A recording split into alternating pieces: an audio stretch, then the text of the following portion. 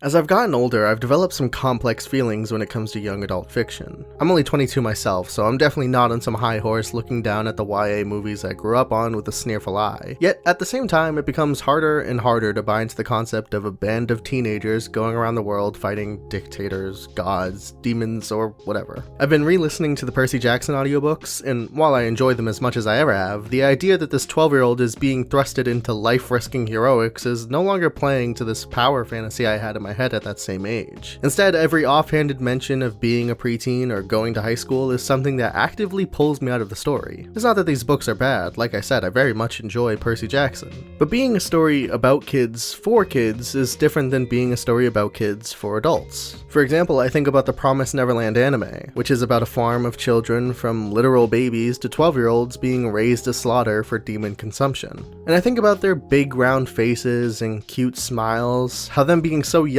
is crucial to establishing an empathetic perspective that wouldn't be the same if it were specifically targeted at an audience their same age. In other words, the characters in the Promised Neverland are 11 years old at most. If this were an anime for 11-year-olds, the story would be asking us to see ourselves in the main characters. Instead, as it's aimed at just a slightly higher demographic, I don't think the anime asks you to see yourself, but rather see a kid you know, maybe a younger sibling or a cousin. And in doing so, everything becomes just a little more tragic. You understand these kids for what they are, children, and you fear for them like you would fear watching a child in such a dangerous situation. So when I'm watching a show like Avatar: The Last Airbender, recently I found myself questioning, is this a story about kids for kids or adults? It sounds obvious because Avatar was a cartoon on Nickelodeon, how could it not be for kids? But when analyzing this, I think the character that is most interesting to me is Katara. Katara is a character that is utterly tragic to me now in a way that I don't think she registered as when I was younger. There's so many great episodes to dissect her complexity, but let's start with one of my favorites. My name is Hoodie Song, this is Kato, and let's talk about the Puppet Master.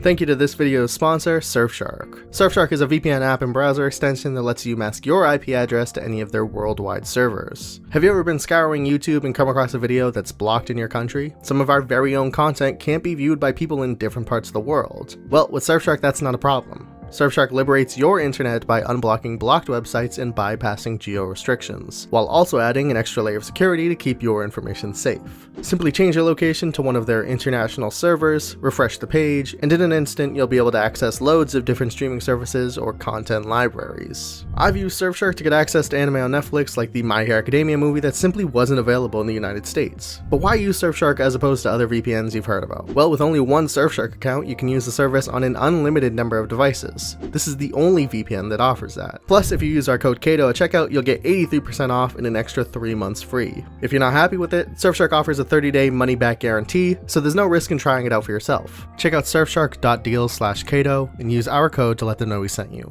Link will be in the description.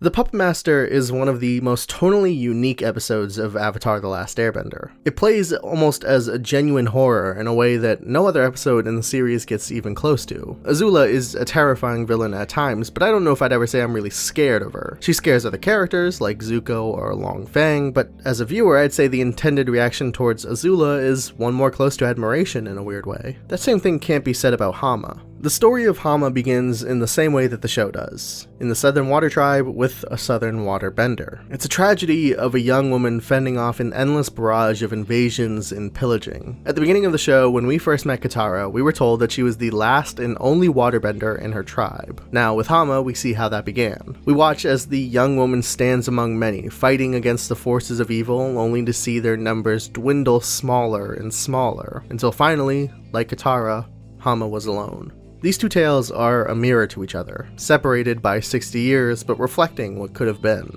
In a later episode, Katara makes a really charged comment towards her brother Sokka, where she claims the anger she feels towards their mother's murderer is a sign that maybe she loved their mother in a way that Sokka didn't. The vengeance that Katara sought after against her brother's advice was a clear indicator that the two were not the same. Obviously that's harsh and probably not accurate, but it clues us into how isolated Katara really felt growing up.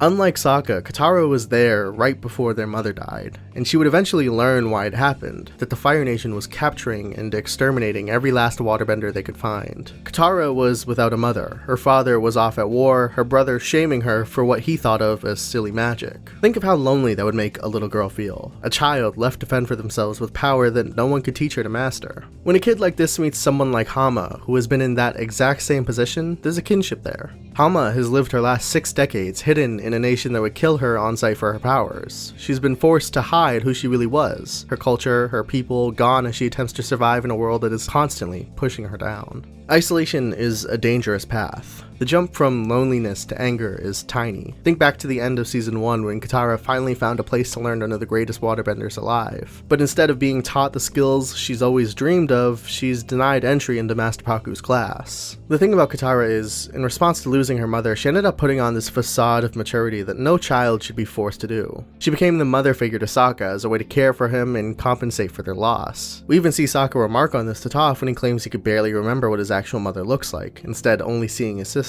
But because of this disposition, it's incredibly important to her that she not be seen as a child. In a sense, this presentation of maturity is delicate, and in breaking it, one might reveal who Katara really is, a lonely 15-year-old girl.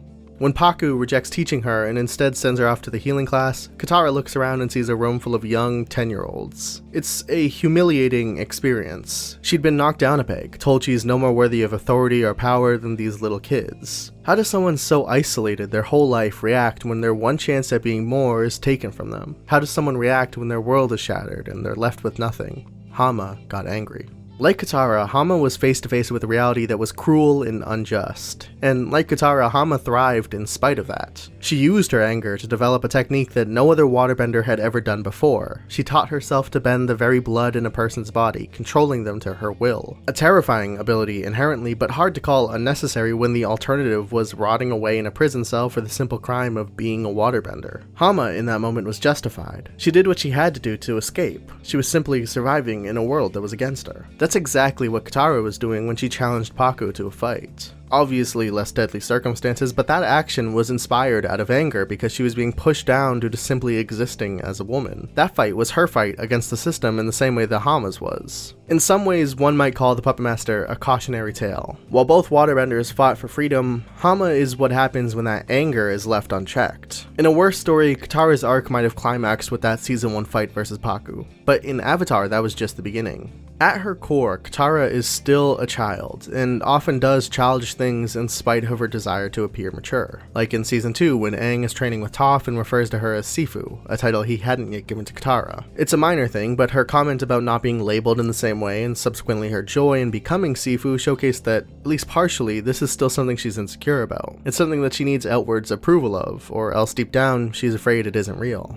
This is really the crux of her dynamic with Toph from Season 2 leading into the middle of Season 3. These two are constantly at odds, as Toph's entire introduction focused on her liberation from overbearing parents. Meanwhile, one of Katara's defining features is her strict maternal nature. With that in mind, one of the things that makes the Puppet Master so impactful is its timing in the show. You can watch this episode in isolation and still enjoy it thoroughly, but when rewatching the show in full, it's of note that it comes right after the runaway, an episode dedicated to the conflict between Toph and Katara, as Toph's desires to be carefree and do whatever comes clashing against Katara's desires to control and keep her company in order. The runaway ends on the note of Katara acknowledging that perhaps she is a bit overbearing and could stand to ease back and let people live their lives. That notion, and Katara's resolve to change, is tested immediately when she encounters Hama, who offers to teach the girl everything she knows. This lesson in waterbending almost immediately puts us on the back foot when Hama demonstrates a technique which drains plants of their water, leaving them dead. But flowers are flowers, and while unnerving, isn't really that big of a deal. Of course, this is pushed to a breaking point when Hama unveils her true secret weapon,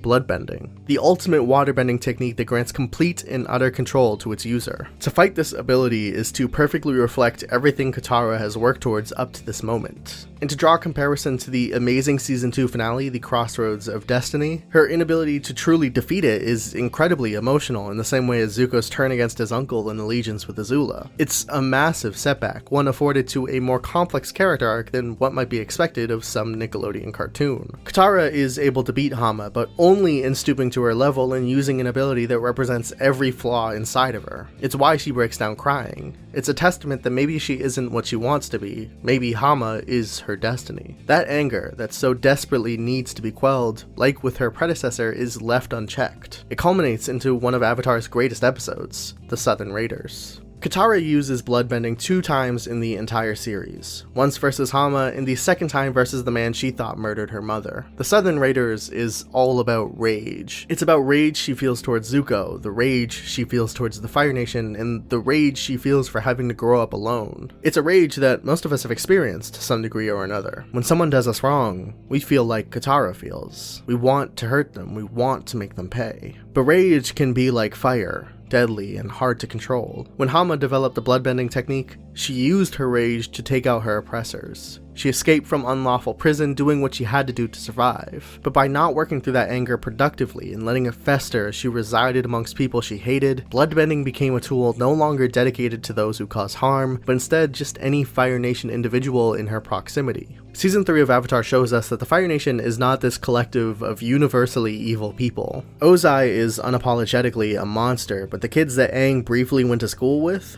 they're just victims of propaganda and indoctrination. The fishing village that Katara saved as the Painted Lady, they were normal, sick people, victims of factory pollution. The Fire Nation isn't great, but it's made up of individuals, each capable of both good and bad. That didn't matter to Hama though. She indiscriminately attacked and controlled victims of a random town that potentially did nothing wrong. When Katara bloodbends for the second and final time, she quickly learns that the man she just subjected that to wasn't even the man they were looking for. He was still a leading figure in a military that does awful things. I don't think this is something she needs to feel too guilty about, but think about the path this leads down. At first, Katara is setting out to get the man who killed her mother. Then it's anyone who's a Fire Nation soldier. How long until she becomes Hama? How long until she's after any random old villager? When Katara does finally find the real man behind her mother's death, he's a pathetic shell of a human being. He lives a lonely existence with the woman who hates him, and willingly throws up his own mom as a sacrifice in return for his life. Katara's decision to spare him is not because she forgives him for what he did. I don't know if he deserves forgiveness. It's not a choice she makes for him. It's a choice she makes for herself. A choice to let go of that anger, that fire, and instead maintain the strength to move on, to not let it consume her life and her friendships. The thing about growth is, sometimes it takes falling to realize just how far we've climbed. Katara fails to be better than Hama in the moment of their fight and is tormented by the implications of that reality, but that bitter taste of defeat makes her eventual apex all the more triumphant. I opened this video asking a pretty clickbaiting question. Is Avatar: The Last Airbender made for kids? The truth is obvious. Yes, it is. Avatar is a show that came out when I was like 6 years old on Nickelodeon. It was a show that I and people my age loved. But there's a reason it continues to have such a dedicated fan base full of not just nostalgic fondness, but continued rewatching. Because Avatar: The Last Airbender is a show made for kids that was given enough depth for people like me to continue reinterpreting the material and finding new ways to appreciate it even 15 years after it came out. It's one of the many things that truly makes this show